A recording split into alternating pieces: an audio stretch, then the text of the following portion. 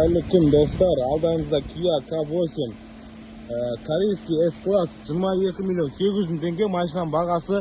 Міне алдар осындай акулаға ұқсаған, фарын қараңыздар, екі диод линзамен, поворотник осылай жасалған, көріңіздер. Кеткен өте керемет машина, чисто корейский сборка, 360 градус камера, бесключевой доступ.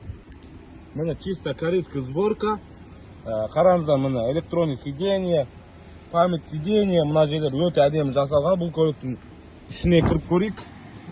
О, іші деген корабль ғой енді мынаның. Міне камералар бәрі жұмыс жасап тұр. Так, скорость мынандай жестикпен салынады, коробкілері. Міне задний камерасы. Q-ға осылай басасыз, Q деп. Подогрев, обдув, подогрев руля бәрі бар. Так, мына ішінде не бар?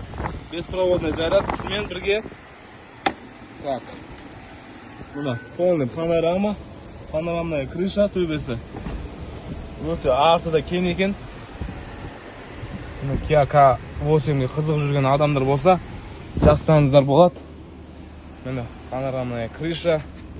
Артын көрейік енді. Міне артыда өте кен. Тоже климат контроль бар артында. Басқа жерге. И задний шторкасы бар. Осындай Kia K8 деген көлік. Багажы кнопкамен ашылады, әрине. Өте дамып кеткен ғой. Мына жақта запаска бәрі бар. Домкрат не керек. Жап жаңа көлік. Kia K8. Осындай Hankook деген корейский баллонмен 19 дискімен өте керемет жанып тұр бұл машина. Срочно хабарласыңыздар. Жап жаңа көлік. Құдай қалса әр қазағыма бұйырсын.